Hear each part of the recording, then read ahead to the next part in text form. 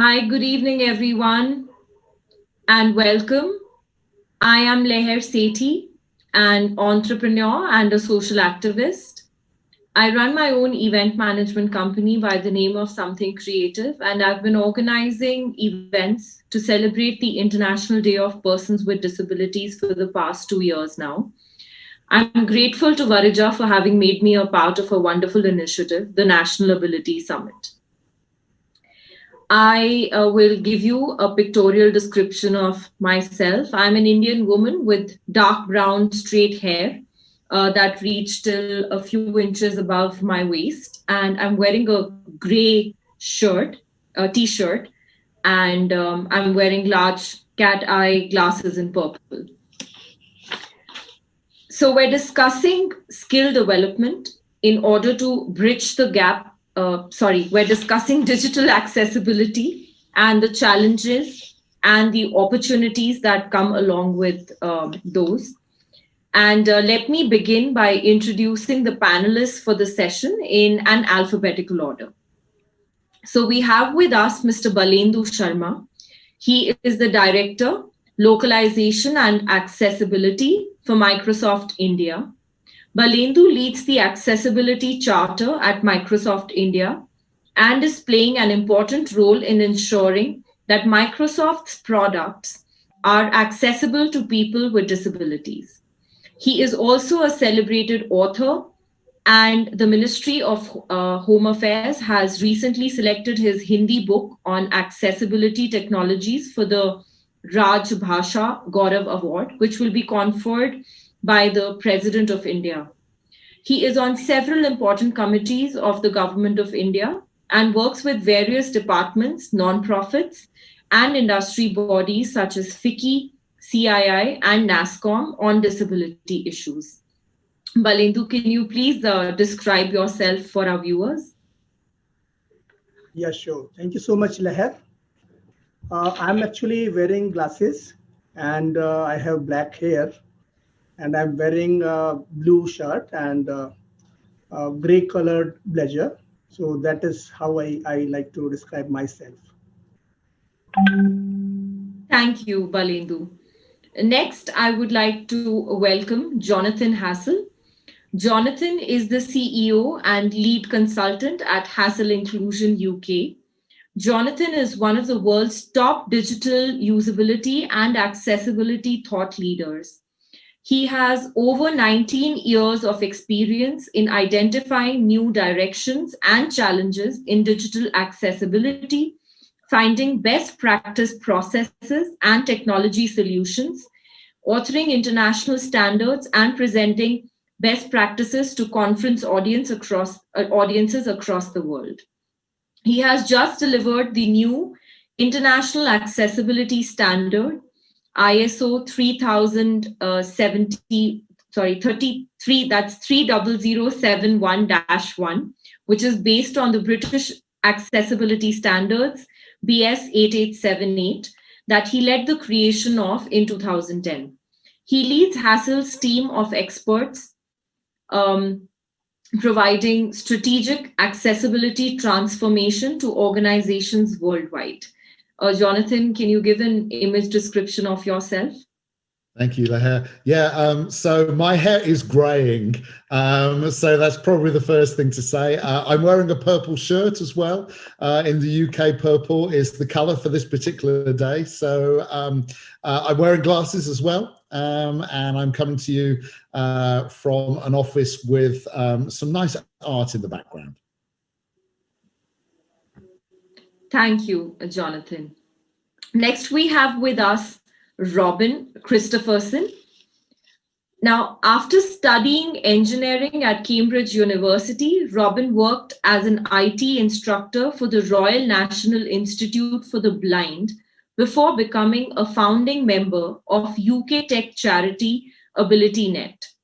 Now globally acclaimed as leading experts in their field, AbilityNet specialize in advising individuals on adaptive and assistive technology, delivering workplace and DSA assessments, and helping clients design attractive websites, software, and apps that are easy to use by all.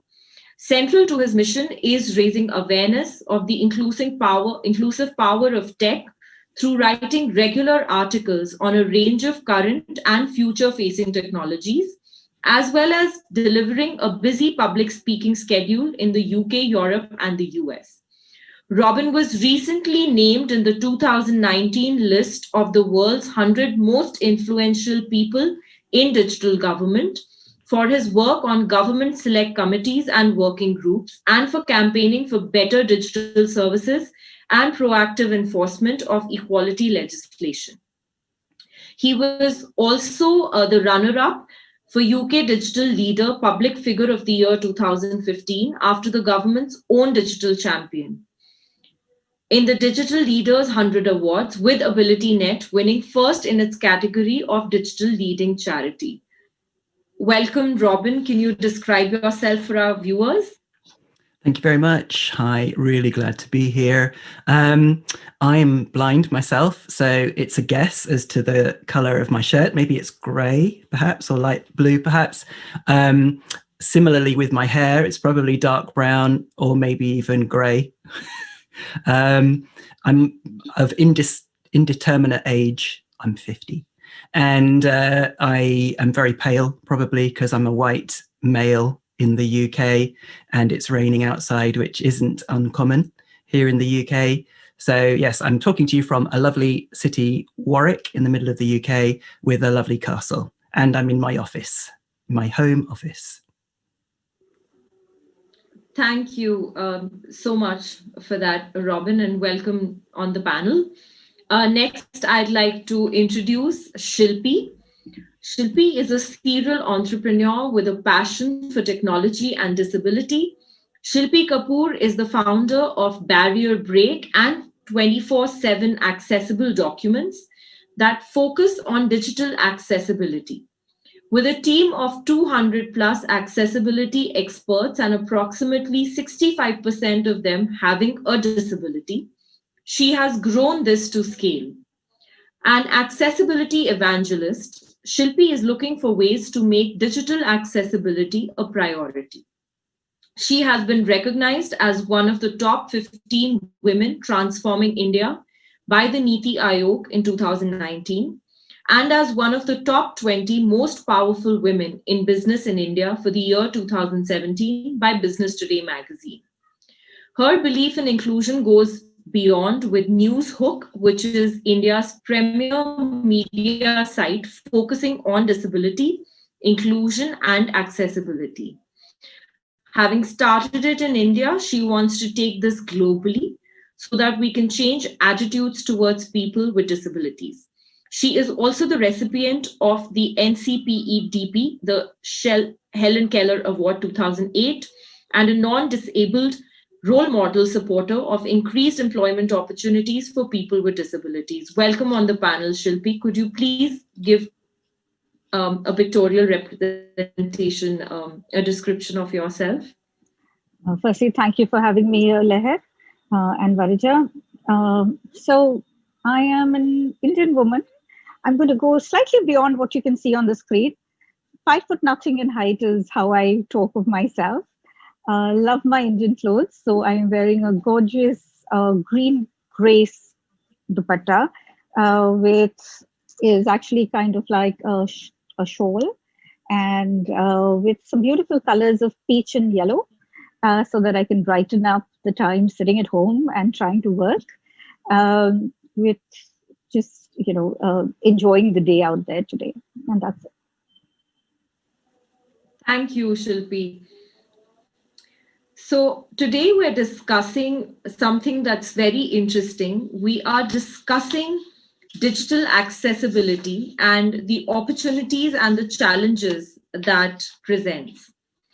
So this discussion is focused on outlining barriers to digital accessibility, the solutions, and possible next steps to ensuring digital accessibility.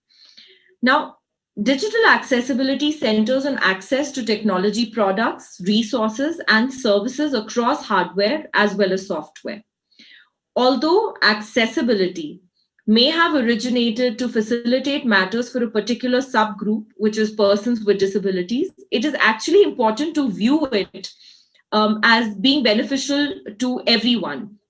So a couple of things that I just came across that I'd like to mention before we actually head right into the discussion is, so for example, the widely used speech technology, the driving directions in cars or search results on smartphones was actually birthed from Dr. Raymond Kurzweil's decision to create a reading machine for the blind.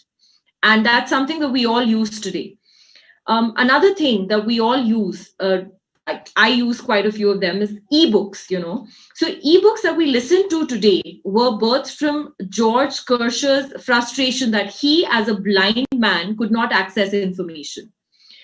And caption video, which helps us follow a movie via subtitles in noisy places or helps us learn new languages, was actually created for people who are deaf or hard of hearing.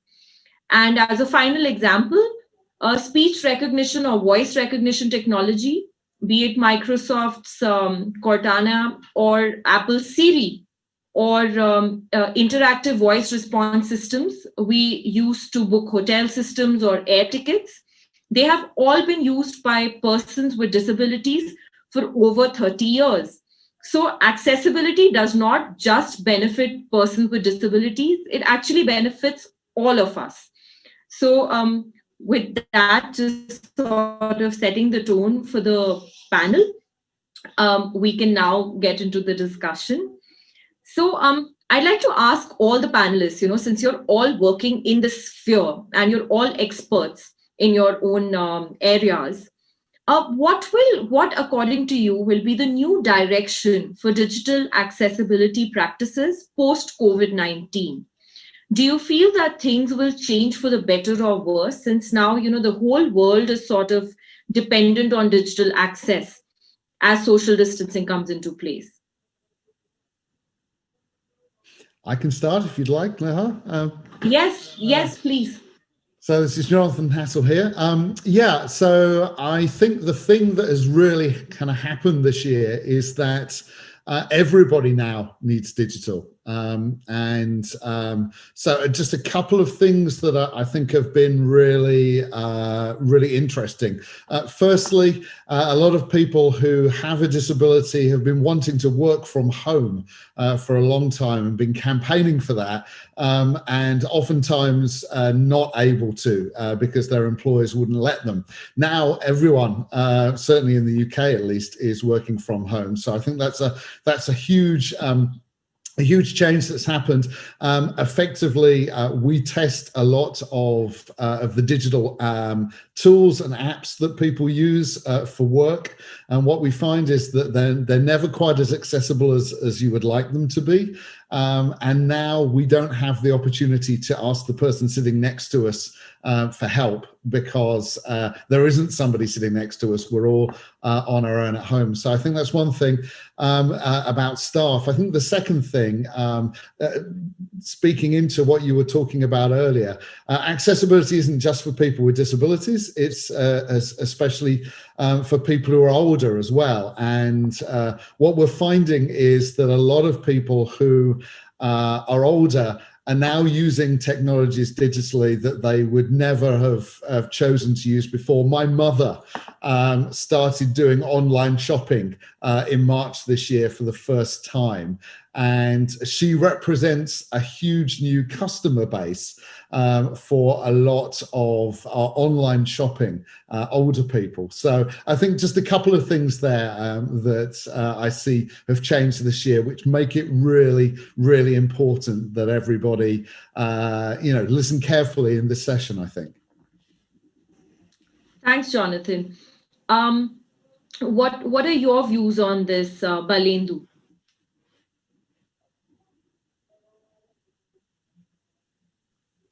You're on mute, Balendu.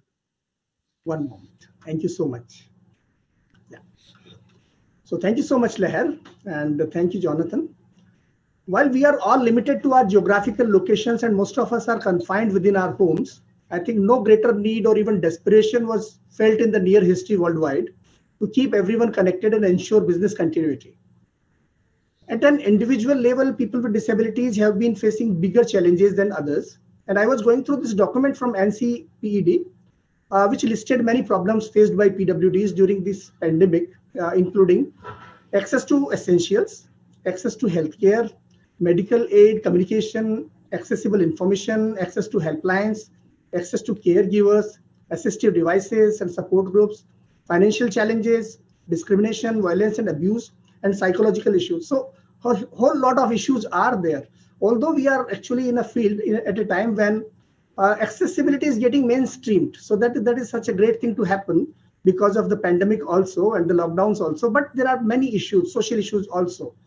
And the barriers that people are facing, people with disabilities are facing, they have become bigger and harsher to some extent, as far as the society is concerned, as far as the social fabric is concerned.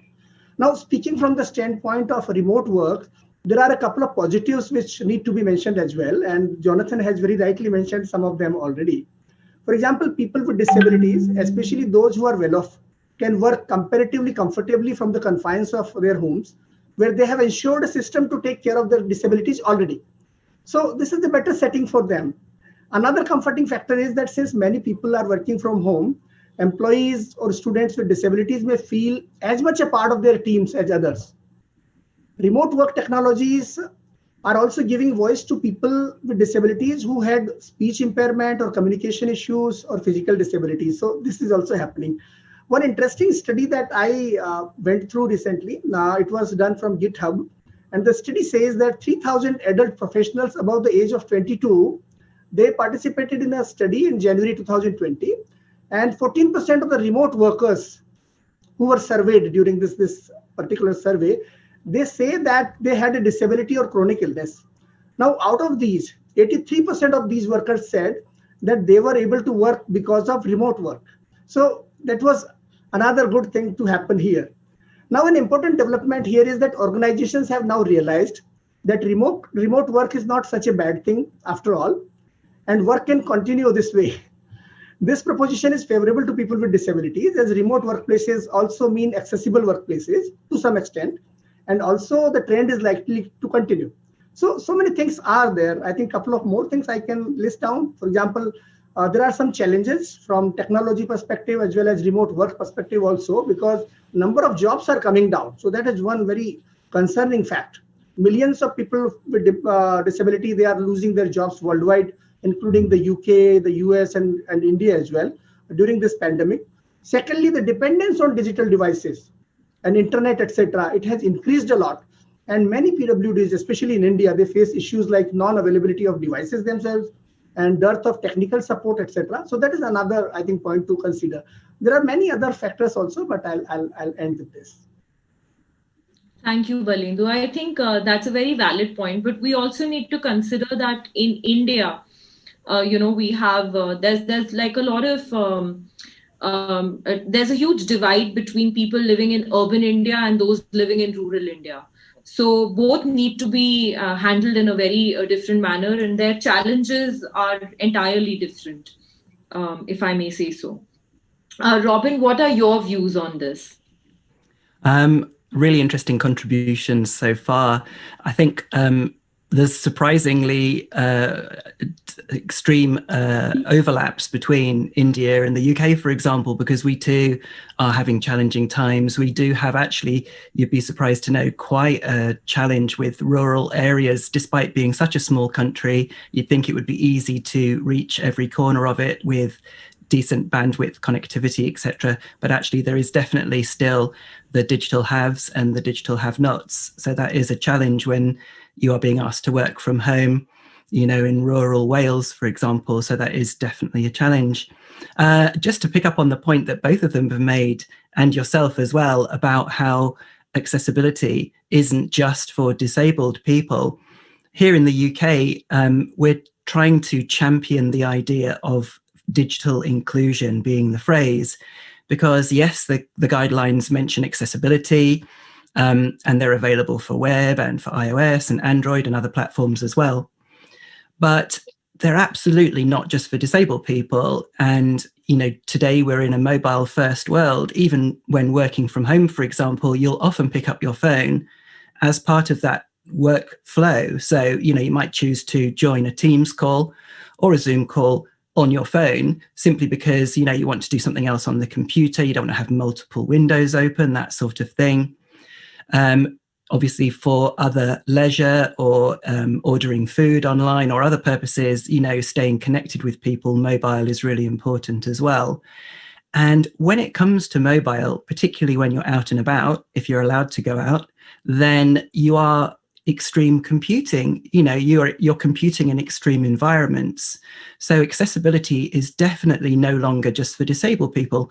Every single mobile user is sliding up and down the spectrum of ability or disability, or on an hourly or minute by minute basis, because bright sunny day, small sheet of shiny glass, noisy bus or cafe, bumpy bus, so many different distracting environments where those things that you mentioned before that were often originally designed for disabled people are actually coming into play for everybody else. Every single mainstream browser these days has a reader mode where you can simplify the layout of a page and you can have it spoken out as well. So those are definitely mainstream considerations. So because accessibility has often in people's perception got baggage, it's for disabled people, it's like a bolt-on exercise. And obviously if something is bolted on, then it can also be dropped off. So we want people to think of accessibility guidelines being for everyone, to make inclusive products that are fit for purpose in the age of extreme computing. And because it's for everyone, it should be, a core part of what you do. And that's obviously the most efficient way of delivering accessibility or digital inclusion, because if you think about it at every stage, there aren't going to be any costly or nasty surprises at different stages in the process. So yeah, we would definitely want people to think about inclusion as the key element here. So the business case for accessibility is hugely compelling. And the winners, when it comes to the shift of focus even more to digital with home working and with COVID, are the people that have been delivering or focusing on accessibility. So at AbilityNet, we've been doing a monthly series of webinars with global leaders in accessibility. I interviewed Jenny Leigh Flurry, for example, head of accessibility at Microsoft, and she said that COVID allowed them to telescope down 18 to 24 months of roadmap for features for Teams down into just a few months. And we are seeing the benefits of that in Teams. It's a very, very capable platform. It's almost like an all-in-one solution for home working. And it's fully accessible. They have prioritized that. Similarly, I was talking to Christopher Patno, who's head of accessibility at Google, and they've benefited from that because they have been prioritizing inclusion. If they hadn't, there would have been a backlash. There are many losers in this game. I'm looking at you, GoToWebinar. That is a complete nightmare. And if you guys had chosen that for this event, I'm sure you wouldn't have. I wouldn't have been able to join without support. So, there are so many positives, there are so many opportunities around what COVID has brought for digital inclusion, but there are challenges as well. As Jonathan alluded to, working from home, you can no longer say, oh, can you come and just look at this? It's not speaking to me properly or something. Or if you need physical support to hand, then obviously that's really, really challenging. So yeah, there are definitely opportunities and there are definitely challenges. I sit on a disability working group for a very well-known university who have been developing a vaccine here in the UK. And after COVID, they got inundated by contacts from different disabled employees within the university. They employ hundreds of thousands of people at the university, and many of their roles were very suitable to home working, but for years they've been asking for it. And now, since lockdown, they were contacting the working group saying, thank goodness, thank you for letting us, or, we're really pleased that we can now work from home. The two things that we've been asking for years, being able to work from home if our role allows, and having more flexible working hours have been granted since COVID. Can you please make sure that the university know in no uncertain terms that we want this to carry on after COVID as well?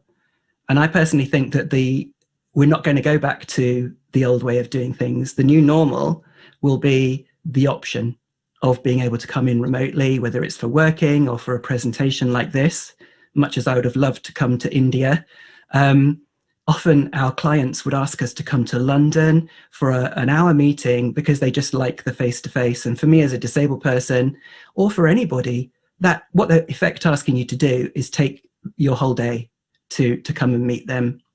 And that's going to be unacceptable going forward from a safety point of view if COVID is still around, but also just from an appropriateness point of view. In a professional situation, we now know that this is very effective. And as soon as you put things online or you give people the opportunity to come in remotely to present, for example, then once that remote is in place, you're not only giving the option of people in the room to access that, you can open it up to a global audience, etc. So there are so many opportunities. And thankfully, touch wood, people have begun to realize that unless they're creating inclusive products that are fit for purpose in this age of extreme computing, then they're going to be, left behind. They're going to be the losers. Right. That's very valid points there, Robin. Thank you. What are your views on this, Shilpi? So I think I agree with everybody on the panel, and I don't want to get into that again. But what I do want to talk about is, I think, the world was not necessarily ready for so much of a digital on-take, especially if I think from an India perspective, right? And I think about all the people with disabilities who now have to shop online, check the COVID app by the government online, and all of that not being accessible because we weren't ready. Right? It was not that we didn't start the conversation on digital accessibility. We started the conversation on digital accessibility in 2008, right? But the challenge is our companies and governments taking on that conversation in the spirit of inclusion, like what Robin was saying or Jonathan was saying, rather than doing it as a reaction or not doing it, right? So I think so as much as this entire time is an opportunity, and I can tell you within Barrier Break, we have increased our team by 25% in this period, employing that entire 25% is people with disabilities, right? That means there is obviously a push towards accessibility. That's why companies like ours are growing. But on the flip side, there are also so many products out there which are inaccessible, which leave a huge gap. And it's also time to change the focus from only government services to something like a fitness app being accessible, right? It is time to change to everyday things that need to be accessible, because till now, largely the conversation was, what do you need first? You need banking first, make that accessible. So you saw the banks around the world start to look at it. You need education accessible, so you saw the universities start to focus on it. But what we now need is everyday solutions to become accessible. That everyday app of yours needs to go out and become accessible. So I think there's an opportunity, but there is also, we yet get asked the same question. Where are the disabled that we are making this for? Are they really our customers? Even today in this day and age, people yet ask us that tell us what the numbers are, right? Tell us why are we doing this? Does the cost justify the end result from an ROI perspective? So I think we have an opportunity. We have an opportunity to promote digital accessibility and take it to the next level. And I think we should use that in that format, because like everybody said, or like you started off with saying, Leher, technology has become ubiquitous. That word prediction is being used by everybody. The Google Maps is being used by everybody. Everybody is using Siri and Cortana. So we got that opportunity, but now that opportunity, which these large organizations like Google, Microsoft and all are taking on, needs to then come down to the smaller players who are the actual people who's, if I could call it the last mile. I want, a fitness app. I want to shop. Now I need those guys to buy into that. And that's not going to come from government legislation. It is going to come from something else, right? And it's going to come from the opportunity that the market of people with disabilities, or the potential that market has. And I think that's the shift, because I can tell you since 2006 in India that I have struggled to get the government to come on board.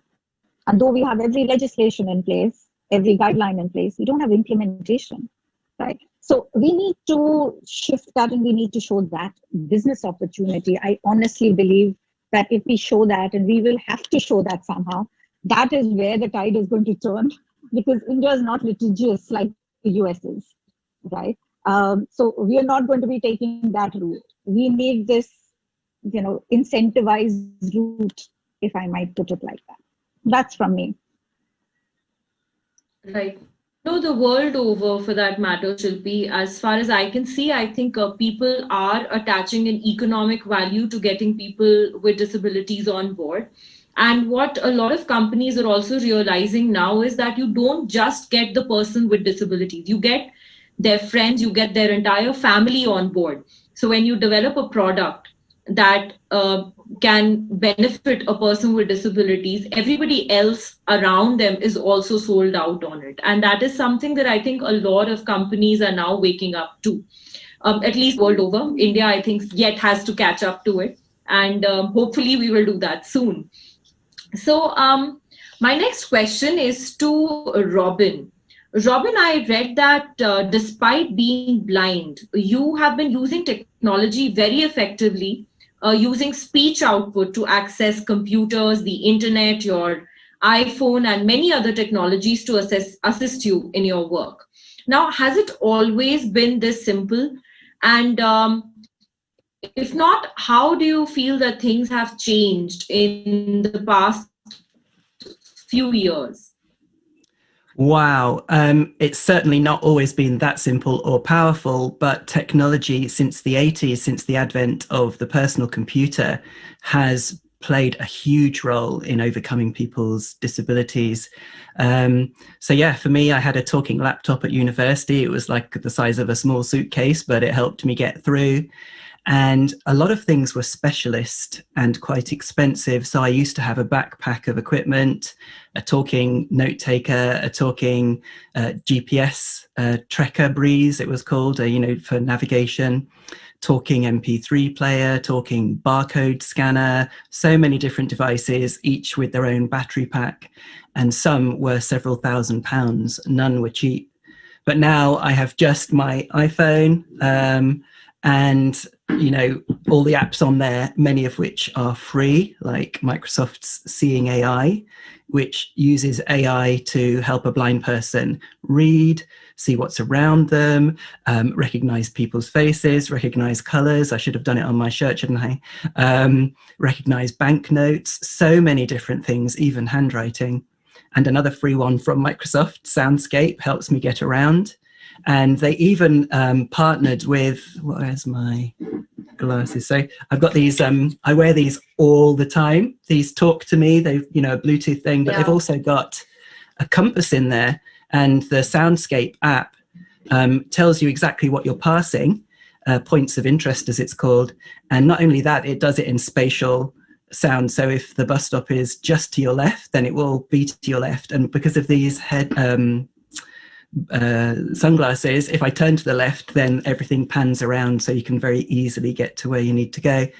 So all of these have been distilled down into mainstream technology. And I think the mainstreaming of inclusion here is the key point, because some of the objection to employers employing disabled people is the cost.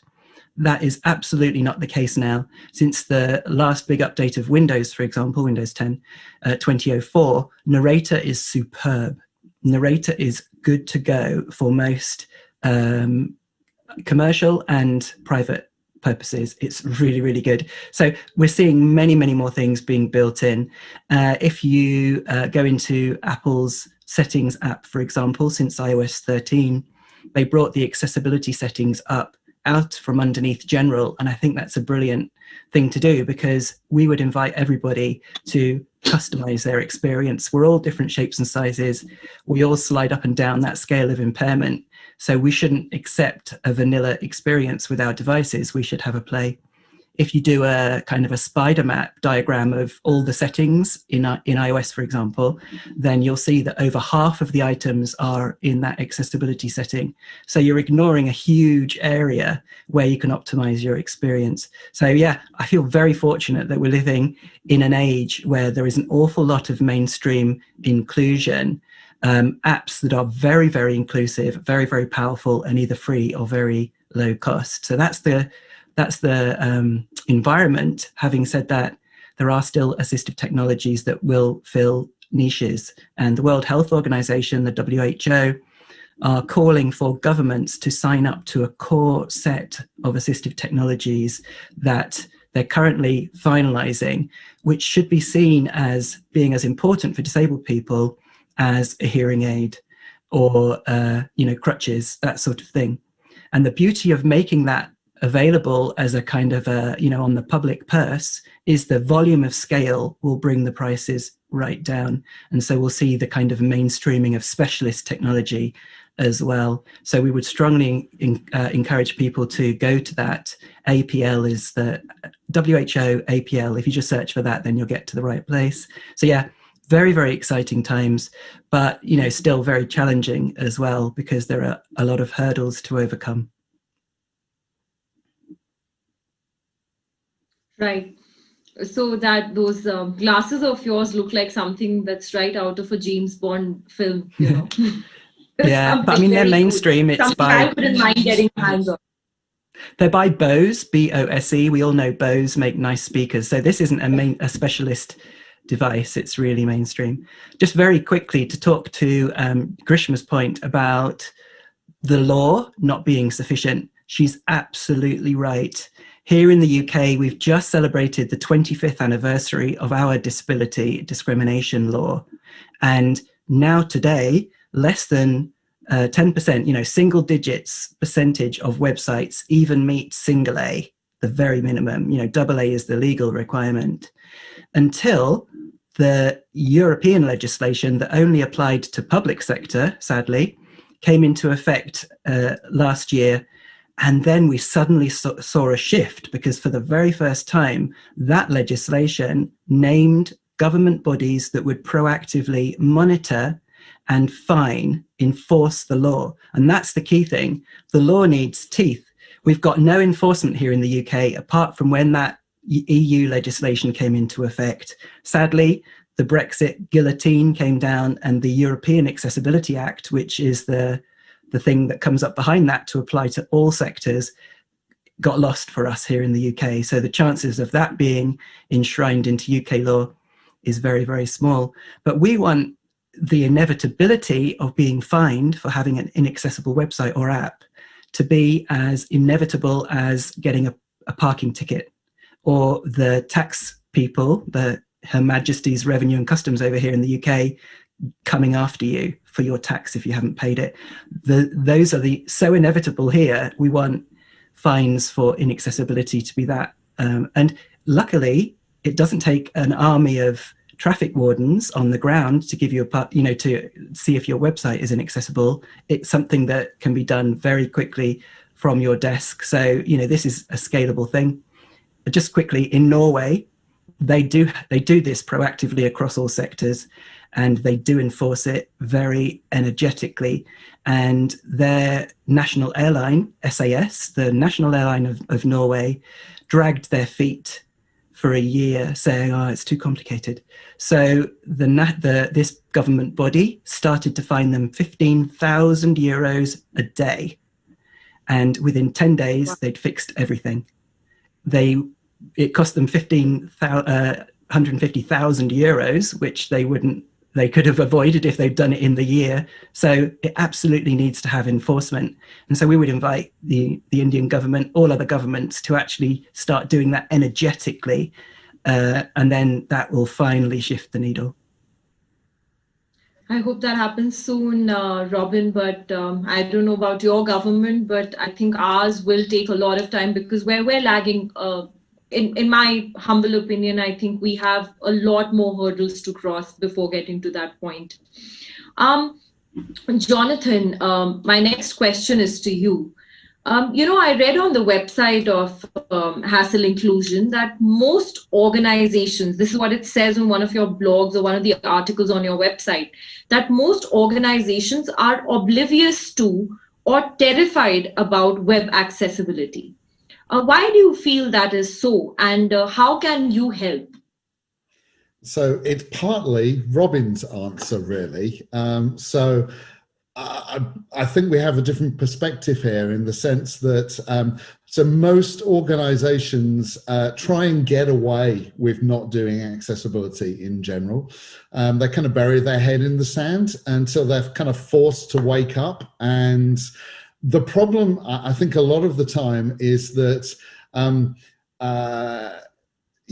it's so to give you one example, there are a couple of American law firms who are sending emails to organizations saying that if you don't sort this out immediately, we're going to, you're going to have to pay us huge amounts of money to go away, or we're going to sue you. And whilst I appreciate that it's useful to have a law that says that accessibility is important, and whilst I think any law should have some enforcement behind it, the way I tend to think about things is that most people out there think of accessibility as avoiding losing.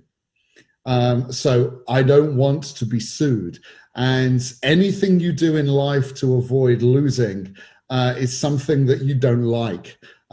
So price comparison insurance websites, for example, you buy the cheapest insurance that you can get away with because you don't think you're going to need it. That's what most people think about when they come to accessibility.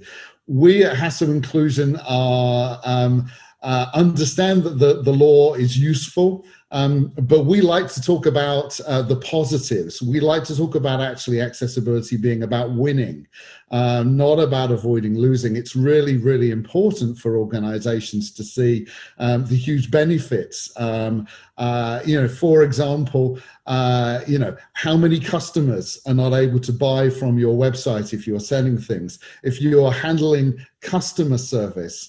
The whole purpose of digital transformation, as we call it, is that actually handling customer service online is much cheaper than doing it on the phones or in an office, a branch of a bank, a town hall. So every single person who can't actually come with you all the way to online is costing you more money than you should be paying. So from our perspective, we find a lot of organizations who are getting into accessibility are terrified that they're getting things wrong and that somebody is going to hit them. And the way we try and enable them to understand things is that they can get this right. And actually, if they do, so Shilpa used my favorite term, which is ROI, return on investment. If you get this right, it can be the best thing that ever happened to your business. And that's what we try and do at Hassle Inclusion. We try and enable organizations to stop being so terrified about getting things wrong and start thinking just a little bit more clearly about how they can really benefit from this. So the international standard that we created, ISO 30071 Part 1, is very much about taking organizations on a journey. It's not about the technical standards. It's actually about how an organization thinks about accessibility, how they expand their awareness to understand that they could win from this, how they embed it in the strategy of the organization. So it's not, if you like, just for their customers, but it's for their staff too. It's not just for their websites, it's for their apps too.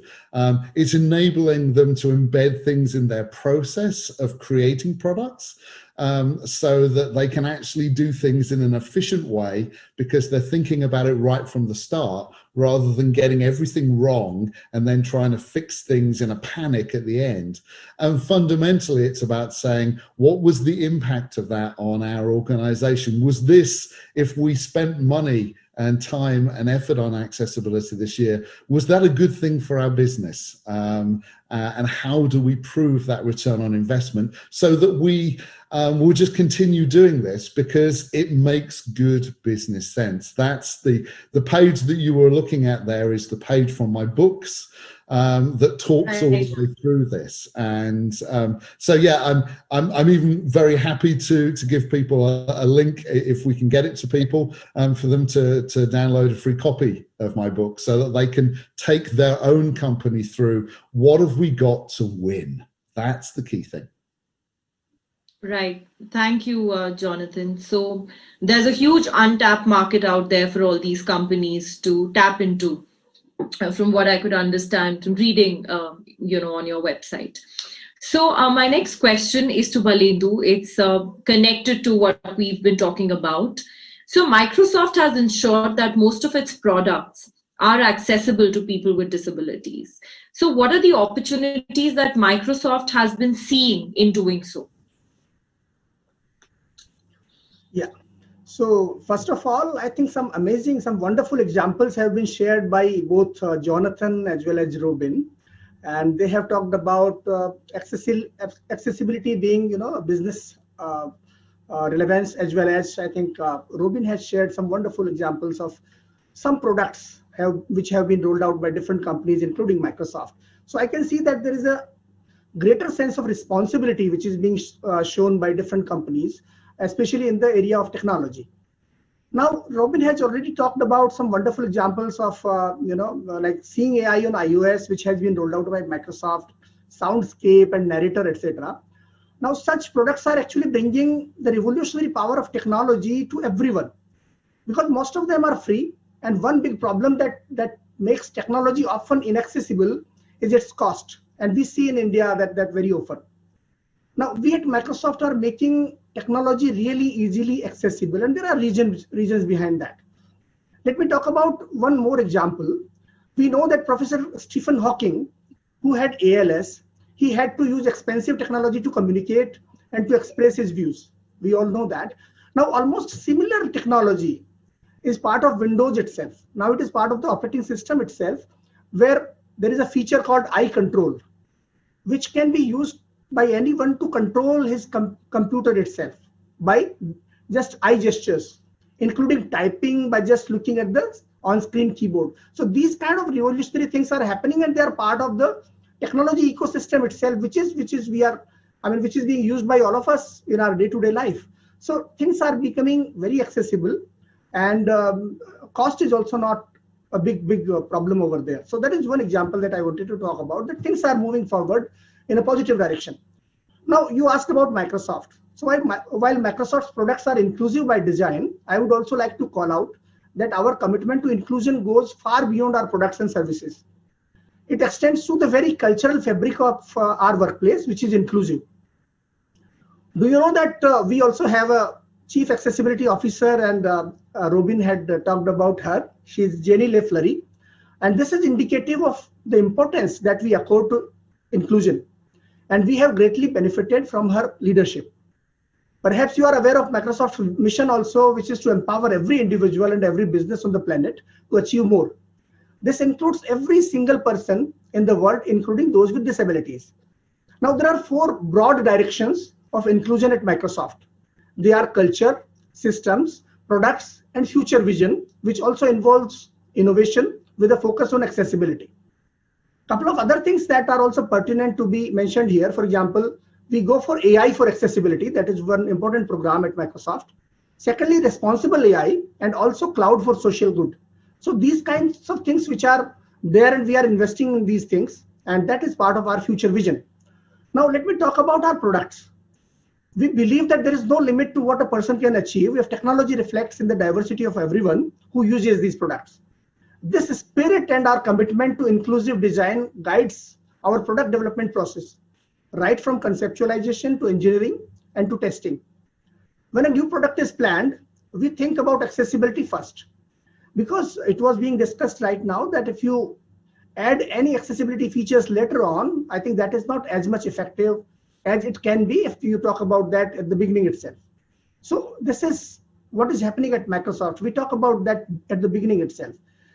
It is not like we build a product first and then add elements of accessibility to it. Now, we also have a trusted tester program under which our softwares are tested by people with disabilities as well as, certified testers. And we take actions based on their feedback. So this is, I mean, all these things are part of the very fabric inside the engineering processes at Microsoft. We actually also help other software vendors to make their products accessible as well by making available our cognitive services, APIs, and other services that we offer through our cloud, which is called Microsoft Azure. While all this may sound somewhat idealistic, accessibility is at the core of Microsoft's products. It is a guiding principle for us. This also makes business sense, as pointed out by Jonathan just now. This also makes business sense because when you make a product accessible from the beginning, you actually develop this in a well-organized and structured manner, keeping all probabilities in mind, and that way you avoid future costs of adding accessibility functionality later. You would find that all our flagship products, including Windows, Office, our cloud platform, Azure, and even our mobile applications are accessible. Let me give you another example here. Microsoft Teams, which is one of the latest applications from Microsoft, has rich accessibility features such as automatic captions, which with named identification of people who are speaking. The names are also pronounced there. They are also mentioned there. Then immersive reader, which is also part of Teams, which is useful for people with learning disability and cognitive disabilities. Inline translation of messages, which makes it possible to include people who speak other languages also. Then dark themes for people with low vision, support for screen readers, ability to pin multiple speakers on the screen so that if you are using a sign language interpreter during a meeting, he or she can constantly remain in front of everyone's eyes. At the same time, there are many other features also, but I think I'll let that go right now. I will not talk much about that. Now, you asked about Microsoft's, the importance that Microsoft gives to accessibility and the reasons behind that. So we don't look at accessibility from the standpoint of something good to do only. Accessibility also brings tangible opportunities into pictures. For example, as a global organization serving a large number of world population, we consider accessibility as a social responsibility and commitment. There are more than 1 billion people with disabilities in the world, but only 1 in 10 have access to accessible technology and products. Now, developing accessible products brings us a huge opportunity to touch people's lives and make social impact. So that is one thing. Secondly, when we build for accessibility, we make better products. Things designed for accessibility or disability are useful for everyone. This actually fuels innovation also. Another aspect of this is that 3/4 of the world population has at least one disability. And we know that more than 70% people have invisible disabilities. So disabilities might not be visible all the time. For example, Microsoft began transcribing event keynotes to help attendees who have hearing disability, but we ended up getting far more feedback from attendees who speak English as a second language. Now, text-to-speech was first developed to help disabled patients to move their wheelchairs, but today we all use that feature. Another important aspect of accessibility being beneficial to organizations is that if you don't design for accessibility, you lose opportunities to reach out to a large section of people. We know that at least 15% of the world population consists of persons with disabilities. To quote Bert Floyd, if you don't design for accessibility, it is like saying to every 5th person who walks in your door that I don't want your business. Accessibility at design stage saved money also, as you don't need to modify the design later on when a need comes up. This makes your products useful to diverse population, including the elderly as well as the children also. Because people are temporarily facing disabilities also. For example, some people might have cataract, or some people might have met an accident. These people also require these kind of accessible products and features. So it makes sense to invest in these. Now, if you are respectful of inclusion in your operations and products, you make better business, as envisaged in an Accenture study. The study says that organizations which are inclusive end up having 28% higher revenue and 30% better performance in terms of economic margins. So many things are there. There are multiple opportunities in accessibility, but what is most important is to be inclusive and to have a culture of inclusion, because culture reflects in everything that we do. Thank you. Thank you so much, Balindu. That was truly enlightening and I think very valid, from the standpoint that you spoke of, So my next question is to you, Shilpi. Your focus has been on making technology accessible to persons with disabilities and on making it a priority. You started off as a nonprofit. I was reading about you online, and then you shifted to a for-profit, keeping the focus on this sector. So, how profitable has it been for you, and why did you need to make that shift? Well, so I'll go back in time. I set up the first ever computer training center in India for the visually impaired. And I actually walked into RNIB, Robin, and picked up everything they could give me and came back to India and started teaching at that point of time. And this is where I'm talking about 95 to 97. But I very soon realized that whenever I went out, saying I was working with people with disabilities, it was always looked at as a charity model.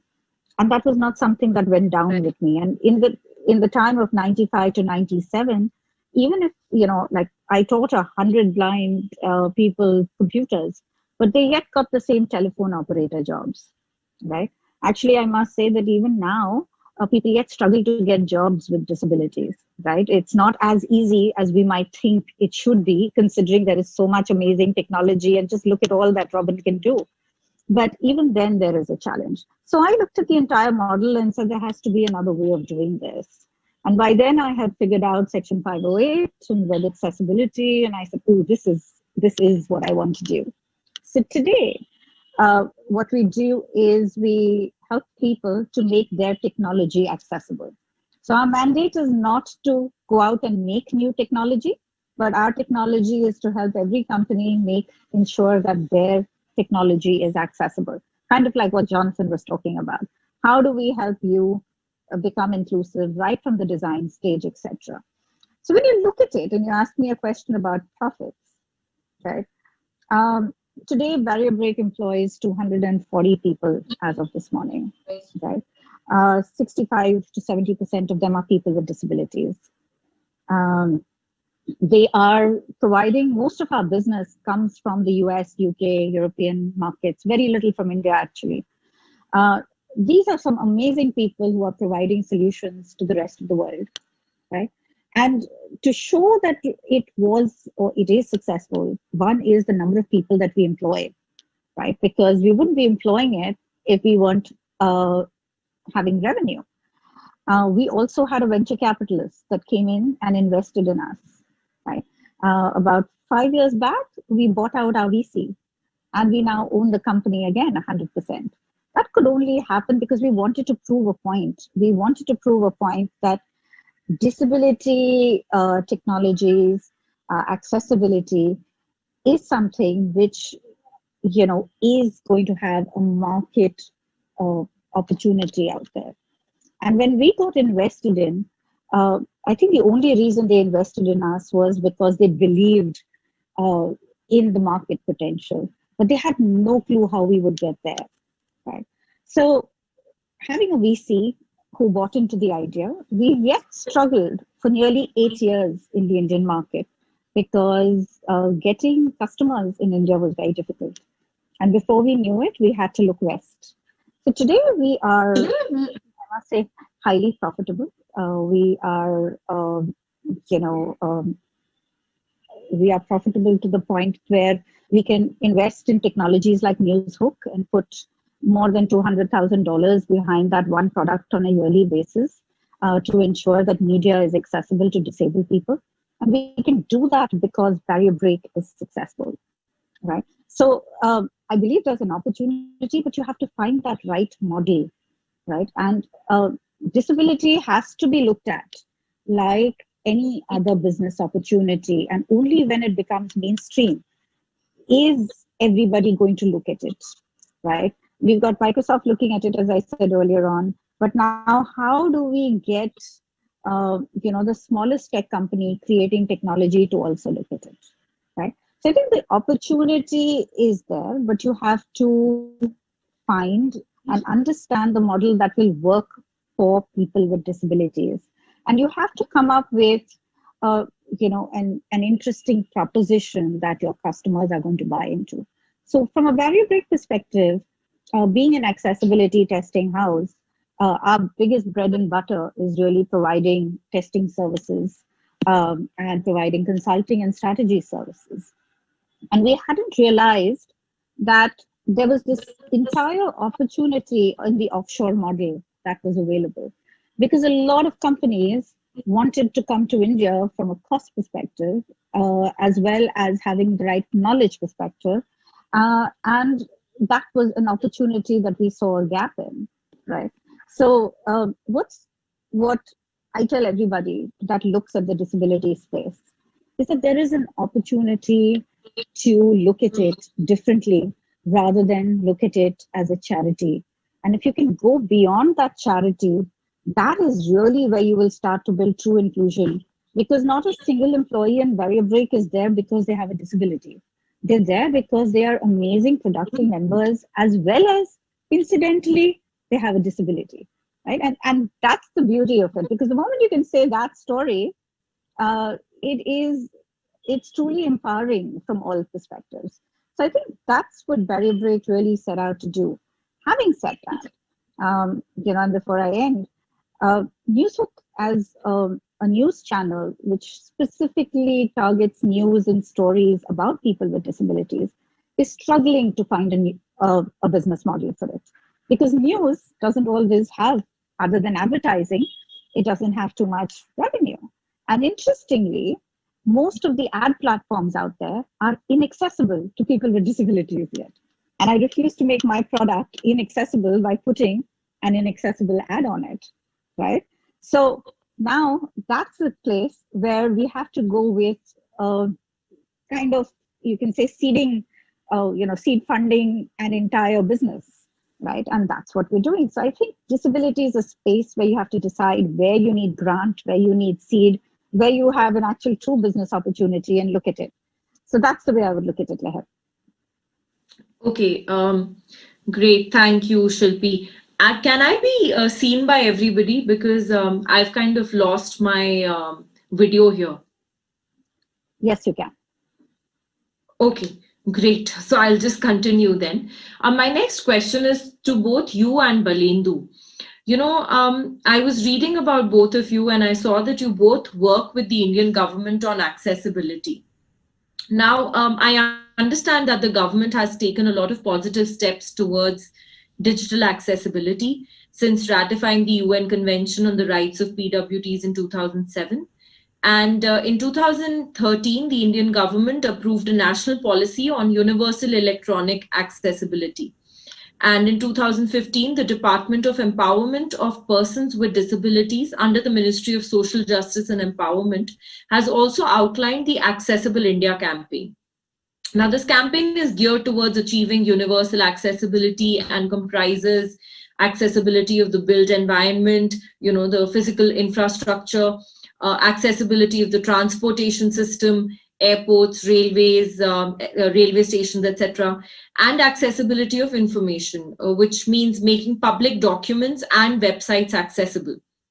However, according to the Center for Internet and Society, which is a non-profit organization, which undertakes research on digital technologies from both policy and academic perspectives, reports show that India lags behind other countries in employing clear accessibility criteria, firstly for persons with disabilities, and that most of the government websites were not fully accessible. And I did check this as well. So a lot of our websites are not accessible by people with disabilities. And that given inaccessibility, the little information on government policies, its programs, and schemes for persons with disabilities is available, anywhere.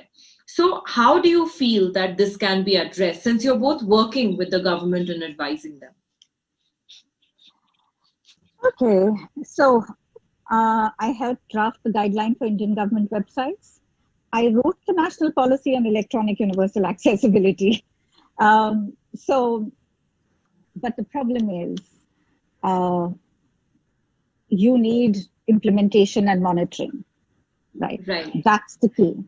As a country, I can say this, and the late Javeda Bibi, who was a friend and a mentor, always told me, he said, should be write in letter everything that you want from the law. Whether you get it in your lifetime or somebody will take that law and get it at a future date, at least you have written on record what you need to have. So I give you another example. You're talking yet about 2008 and all of that. The most latest policy that came out was to make television accessible to the deaf and hard of hearing, right? And when we drafted that policy, we even went in and we put in penalties, and we actually put in how much was acceptable of how much of television needed to be accessible, how much of it needed captioning. And we put in timeline matrices in place to say in so many years, this much needs to be done. The challenge at all times is about procurement. It is not so much about policy. I think we have a whole barrage of laws and policies in place at this point of time. But now what we need is, we need the government to enforce it, and Belinda's smiling away, and we need procurement to come in and kick in and say, we will only buy accessible technology. And at this point, I know that I'm a part of some of the committees, and I know people from Microsoft are on that, where we are looking at how do we maybe adopt EN 301549 as, from an India perspective. But the challenge is, can we get the government to get there? Right? It goes back to my earlier question. From the government perspective, I don't think they need to be told ROI. They just need to be told, we have disabled people in the country, it needs to be equal access. But from a procurement perspective, departments, ministries yet ask that question, right? And very often what is done is the least denominator that's needed, right? Having tested the first ever government website in India for the government and making it fully accessible ourselves, from there, I can't even find 5 websites in India that I would say are accessible today, right? And that makes you really cringe and scrunch and say, oh God, what are we going to do about it? But I think the government machinery will have to start to think differently. And I think we will have to look at this at procurement. Whether we like it or not, we will have to bring in some legal precedent, because I don't see us shifting without it. But there is a gap, and the gap is at the implementation. If you ask me in the letter, do we have things in place? We have things in place. But that is something I think all of us struggle to push. And anybody who has an idea how we can push it, we would, happily. I know I have given an offer to the Ministry of Railways at one point saying, I will make your entire website accessible for free. And, that is one of the biggest websites that we have, IRCTC, right? And I don't mind doing it for free, right? Just so that we can prove that something at that scale can be accessible, right? So that's where we are. But I think we need a light that shines us in the direction of where we should walk. So that's it for me. I will let Belinda answer that. Yeah, Shilpi, actually, I also agree with you, because we also believe that at the leadership level, there is vision. I think we agree to that, because even the Prime Minister, he feels very emotionally about this issue. And not just emotionally, but he thinks that these things must be done. So that vision is there, leadership is there. In fact, the word that Divyangajan, which has been coined by him, that it may not be liked by people. Maybe there might be different views about that, but that shows that the kind of attachment is there with the people with disability and their problems, and the kind of recognition is there, so that we all can see there. But yes, you are right that many things are in place. from the leadership standpoint, from policy standpoint, including, for example, the National Trust being there, the body that governs a lot of work in disability sector. The Accessible India campaign is there, very powerful one, because we in India have so many other important programs going on, and this is also been given as much importance as, like Digital India or some other program. So at the level of the country itself, this program has been launched. It is there. PWD Act, I think that has been again, some sort of work has been done there also on web accessibility, not only at the government level but also at the courts level. Supreme Court has also intervened in this issue, and there are certain guidelines that we have to make. Are all websites accessible? They are there. Other than that, there is 4% reservation for people with disability. That is another very important thing that we have to mention. So things are there in place. Policies are there. The leadership is there. The vision is there, but the implementation that you also mentioned, that is not there. So maybe we lack, on that particular point. And that is applicable to all of these points. For example, the 4% reservation for jobs, for people with disability, that is not being implemented in toto properly. There might be certain issues there, some pragmatic issues, some practical issues might be there. For example, people say that, even this 4% is divided into different disabilities, and it is very difficult to find, people that meet that exact percentage. So those kind of things are there. But I think I think there are answers to these questions available if we try to, find these. Similarly, in government sector, another very important thing is that, where we talk about, filling these posts, 4% posts, but the accommodations which are required by people, the kind of software, the support which is required, like, for example, screen readers, accessible premises, etc., they are not available there. So even if we provide this 4% reservation, there will be, problems that we will be facing. As far as the website accessibility is concerned, that is a big problem, because the government of India has, I think, more than 8,000 to 9,000 websites right now. And these websites are also to be converted into 22 languages. So if you, multiply both of these figures, the figure becomes very colossal kind of a figure. And this is a big challenge as well as a big opportunity also, because if the government wants, it can involve people from, the private sector. It can go for partnerships. It can, trim its procurement policies, etc. And this can be done. So although the vision is there, but practical hurdles remain there. And I think it is up to the vision that the government has already shown. If the vision also reflects in implementation of these policies, that will be great. So many things are there. I think a couple of things that we can probably mention here is that even stakeholder awareness and knowledge and capacity, that is also missing, because policies are made at the top level, but the implementation happens at the little lower down the line. Similarly, lack of local language ICT solutions, that is a big problem in India. We say that more than 92% people in India, they speak Indian languages, and it is very important that we connect these technologies and these services with the local languages, because otherwise we are not going to make a big impact in this entire scenario. So that is a big problem. And secondly, other than that, also the concerns are regarding cost, that is also there. So we have to promote research, number one. Not much research is being done in India.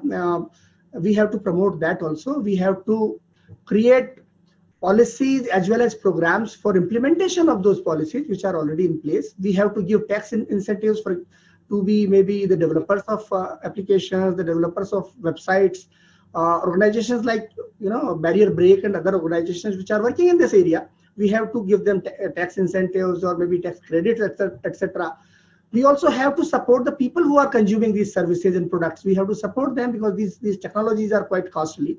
So if we can do that from government side, if we can support these people, that will be also very useful, and it could also be very empowering to those people. And one more, I think most important thing is that we have to ensure that accessibility is mainstreamed across the government. It is part of the government's fabric itself, the thought process itself.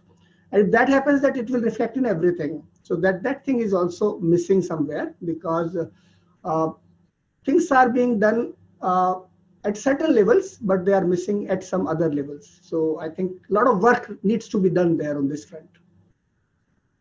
Right. Thank you, Balendu. So I think, but the government needs to lead by example, right? We can't impose certain rules and policies on the private players unless the government does it itself, right? It has to lead by example.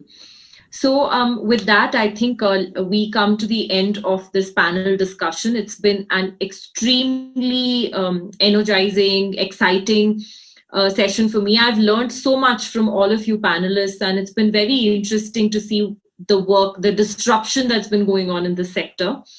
And I think there are a lot of business benefits of digital accessibility for organizations from what I could understand from everyone. You know, Robin and Jonathan spoke about it from an international point of view and from a point of view of, the United Kingdom.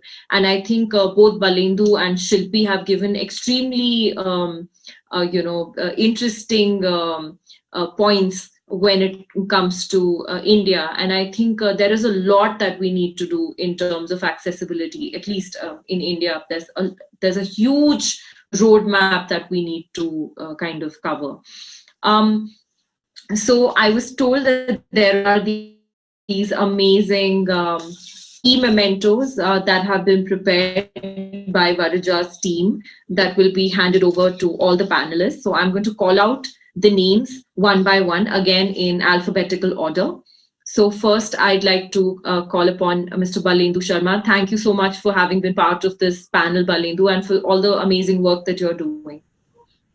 Thank you so much. It's my personal privilege and honor to be here with all the scholarly fellow panelists. Thank you so much. Thank you to you as well as Varija and the organizers. Thank you. Next, I'd like to thank Jonathan Hassel. Thank you so much for joining us all the way from UK, Jonathan. I understand you're very busy today. It's a real pleasure. I've really enjoyed it, and it's been very, very good, especially to hear some of the insights about what works and what the challenges are in India. So thank you so much. It's been really, really good.